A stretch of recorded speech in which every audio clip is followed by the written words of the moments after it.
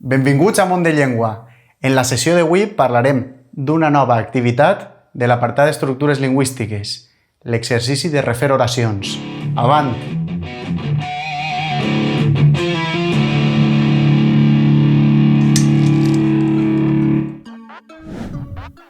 Doncs així teniu, com sempre, la carpeta de materials valencià de Món de Llengua.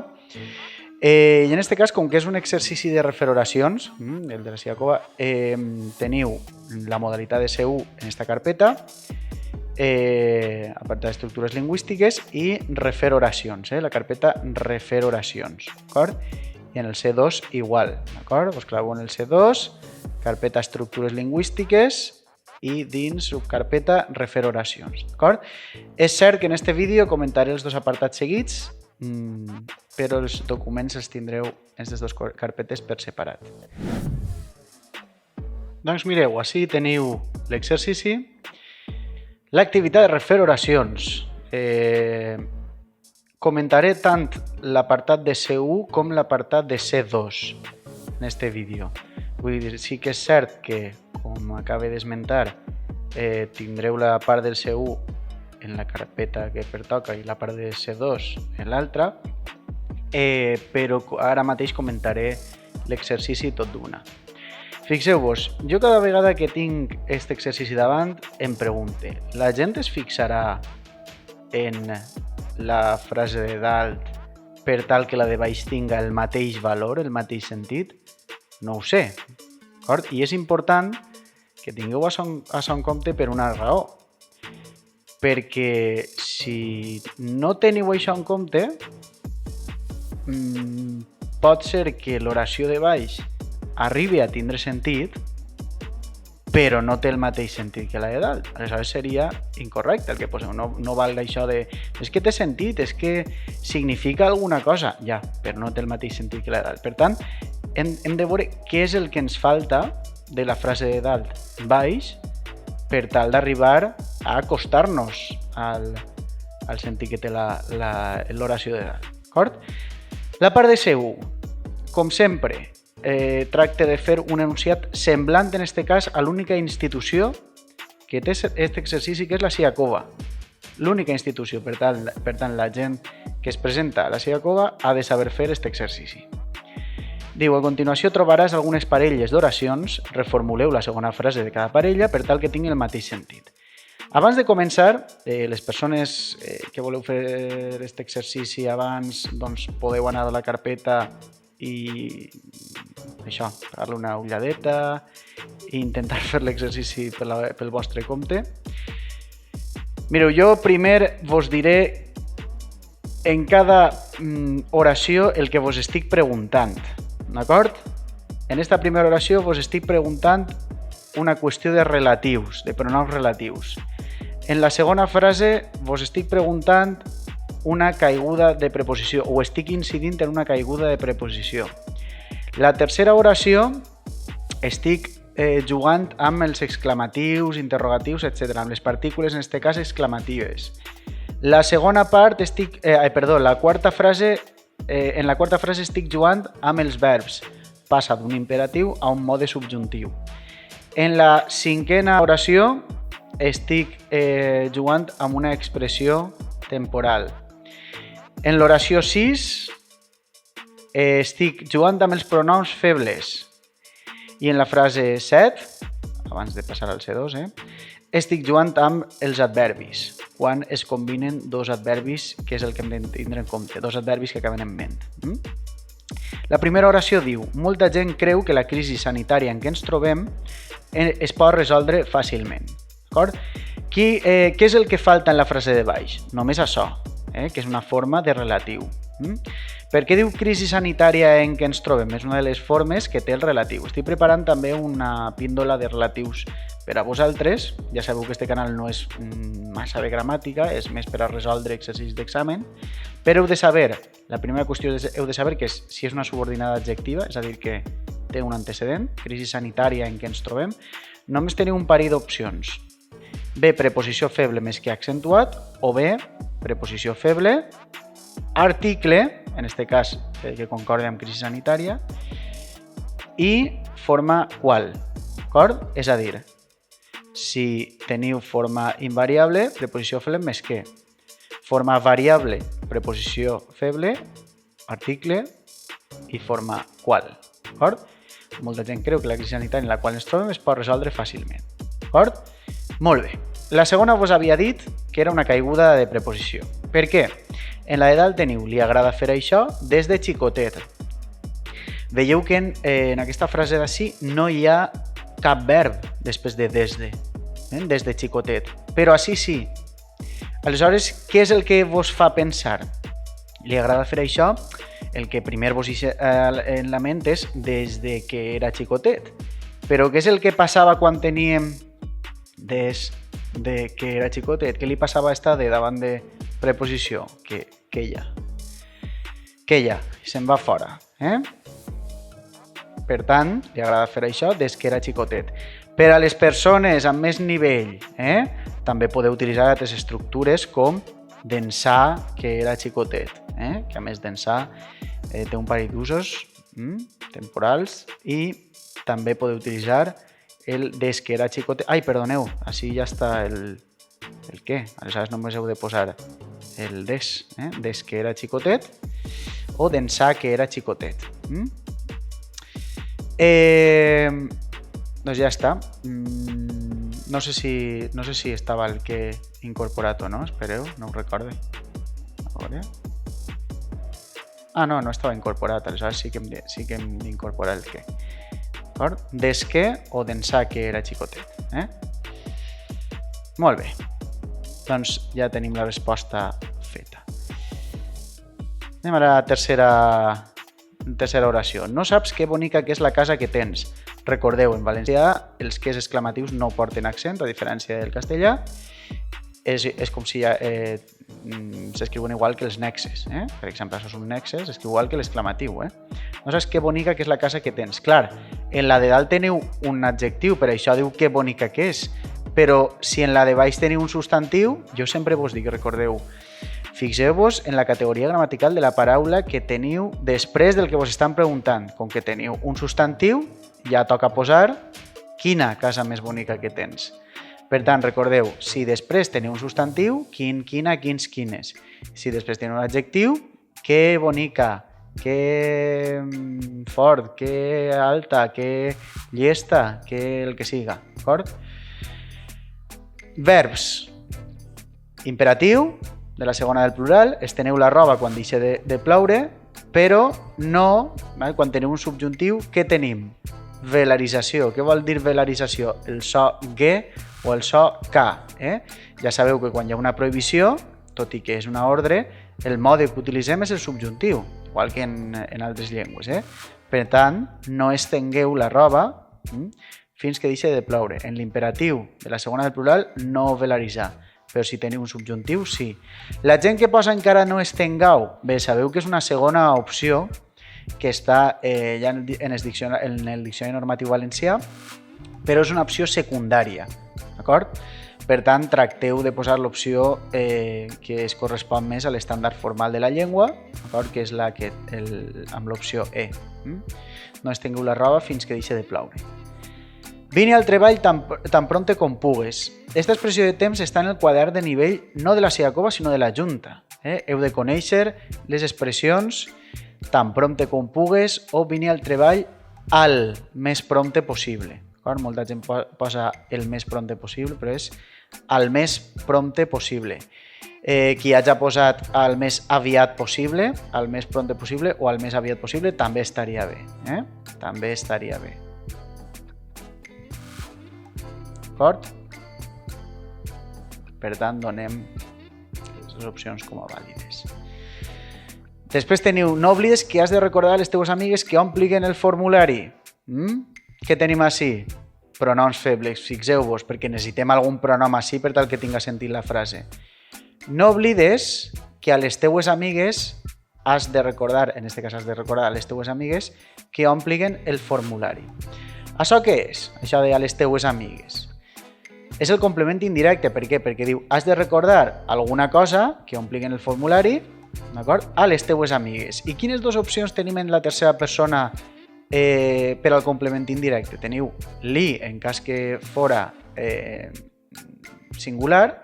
Si fora que has de recordar a la teua amiga que ompliga el formulari, seria li has de recordar que ompliga el formulari. Però si és plural, que per cert és invariable tant en masculí com en femení, els has de recordar que ompliguen el formulari.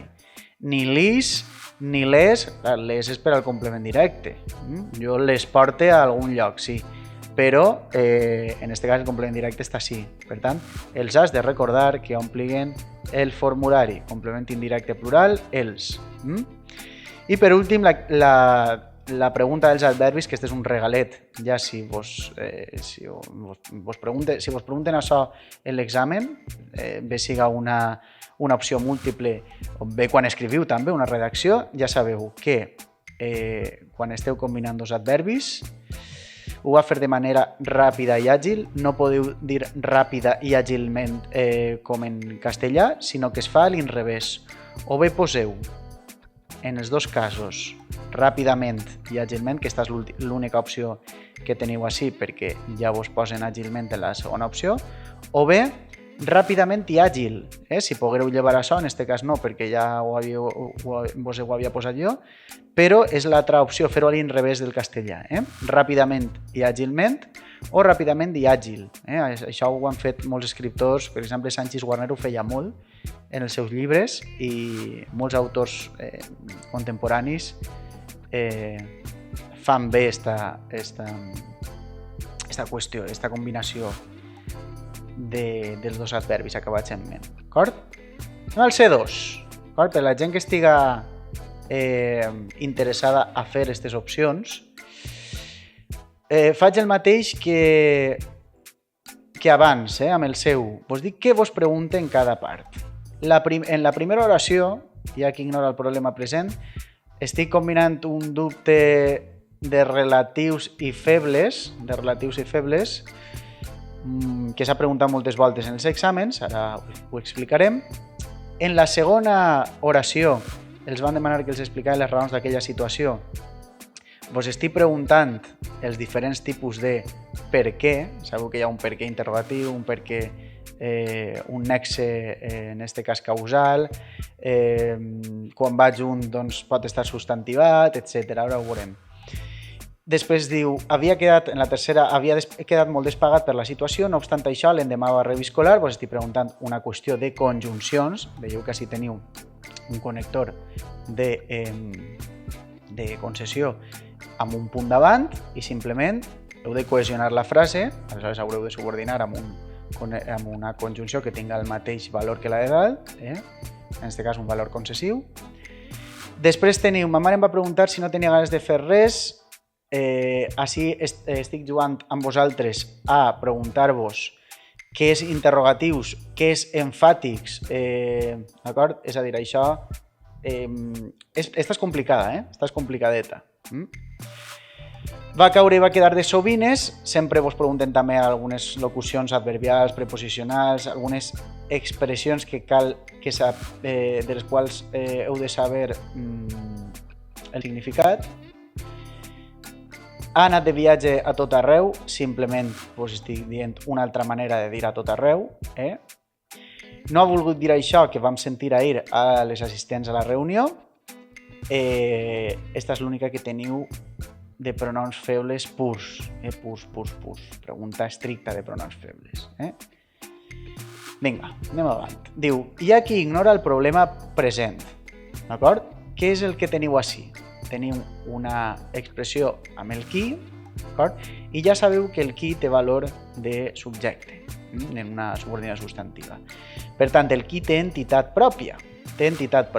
És com quan dieu, qui vulgui això que m'ho diga.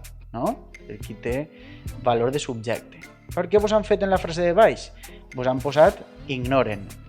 No podeu repetir hi ha qui ignoren. No, es conjuga o té la concordança en singular. Per tant, què necessitem així? Hi ha persones que ignoren el problema present. Com ho podem fer amb un pronom feble i amb un relatiu? N'hi ha que ignoren el problema present. Vos explique. En la de dalt, vosaltres no podríeu dir n'hi ha qui ignora el problema present, perquè seria una redundància el pronom en amb el qui, i el qui té entitat pròpia. Ara, el que no té entitat pròpia és el primer relatiu que coneixeu. La casa que m'he comprat és bonica.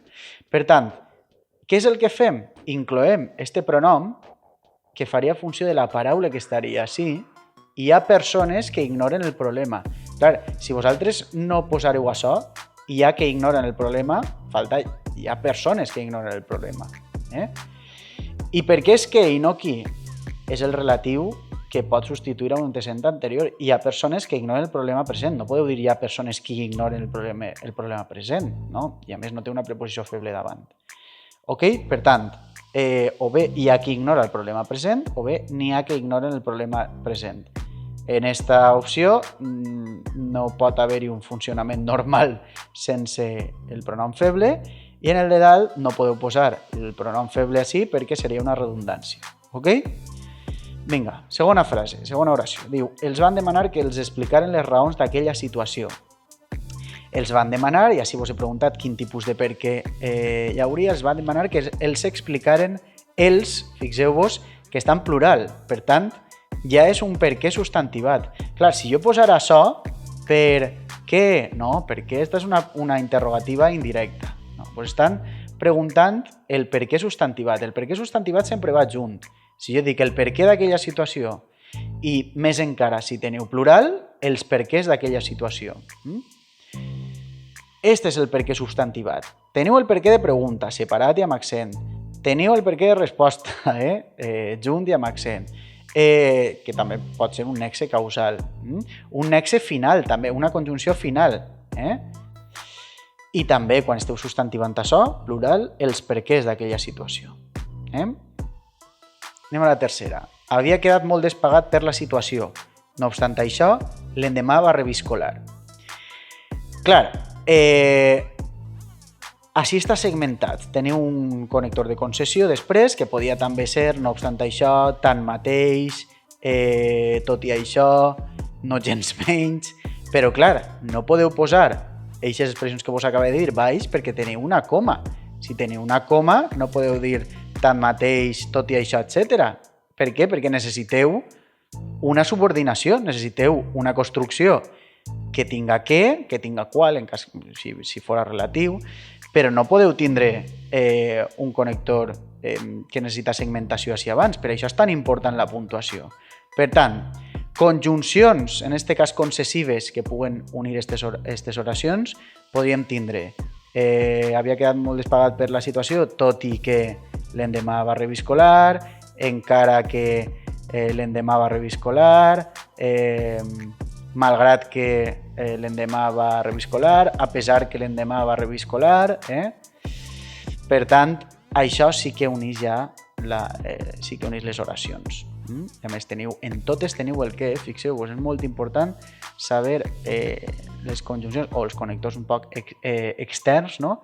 I és que subordinen, és que són conjuncions, diguem-ne, internes, valga la redundància. La conjunció sempre uneix dues parts de l'oració. Ma mare em va preguntar si no tenia ganes de fer res. Ma mare em va preguntar, què no tens ganes de fer res? D'acord, este què, per tant, expletiu, va amb accent o sense? No va amb accent, i aquesta és una pregunta molt de superior. Per què? Perquè no té un valor interrogatiu. Un valor interrogatiu seria si aquesta partícula tinguera un valor precisament interrogatiu. Què vols? De què tens ganes avui? Però este què no és interrogatiu, simplement enfatitza el que estem dient. Si llevàrem este què, tindria el mateix sentit. No tens ganes de fer res? Què no tens ganes de fer res? Per tant, eixos quès que només enfatitzen el que estem dient i que a més molta gent encara als pobles utilitzen molt aquesta partícula, que no tens fred, que no vindràs avui a tal lloc, no té valor interrogatiu, malgrat que està en una interrogativa. Però heu de veure el valor del què, no simplement que hi hagi una interrogació i ja està. Això és una trampa fàcil. Okay? Molt bé, va caure i va quedar de sovines. Totes aquestes expressions són moltes vegades difícils d'estudiar perquè ja sabeu que tenim moltes expressions i moltes construccions pròpies que es perden a poc, val? Però quedar de sovines és quedar cap per amunt. Igual que si jo vos estiguera preguntant, doncs jo què sé, i va quedar de boca terrosa, doncs seria cap per avall, però de sovines és quedar-se cap per amunt. Va caure, imagineu-vos, no? De cul i va quedar de sovines, doncs va quedar cap per amunt. Anar de viatge a tot arreu, d'acord? Si jo tinc l'acompanyament de món, doncs hauríeu de posar arreu del món. L'arreu sempre acompanyat de la preposició de, molt important, molt important. Igual que una construcció que és molt pareguda, que és arran. Arran d'això, que és causal, arran d'això, i no arrel d'això, que hi ha molta gent que es confon. I per últim teniu la de pronoms febles. No ha volgut dir això que vam sentir ahir a les assistents a la reunió. Vos he tornat a posar això en femení a posta, perquè vos acostumeu a aquest complement indirecte plural que és invariable. El que vam sentir ahir, o això que vam sentir ahir, no ha pogut dir això que vam sentir ahir a les assistents de la reunió. I a més teniu una coma per a trencar el pleonasme del que ve després. El que vam sentir ahir no ha pogut dir los eu, dir-los eu, a les assistents de la reunió. No ha pogut dir a les assistents a la reunió, primer l'indirecte, invariable, si anara davant del verb seria els ha pogut dir això, dir-los això, complement directe neutre. Ok? No ha pogut dir-los eu a les assistents a la reunió. Molt bé. I fins ací el vídeo d'avui. No oblideu subscriure-vos, donar-li a m'agrada, campaneta, tot això.